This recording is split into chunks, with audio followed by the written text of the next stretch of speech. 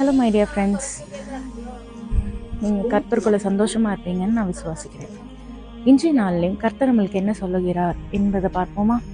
நான் இப்பொழுது பசுமை பள்ளத்தாக்கு அப்படின்னு சொல்லக்கூடிய ஒரு பள்ளத்தாக்கு. இந்த பள்ளத்தாக்கு கிட்டத்தட்ட 3500 அடி ஆழமானது. இந்த இடத்துல பலருடைய வாழ்க்கையை அவர்கள் விட்டிருக்காங்க. ஒரு வகையில் இது ஒரு சாபமான ஒரு இடம் தான்.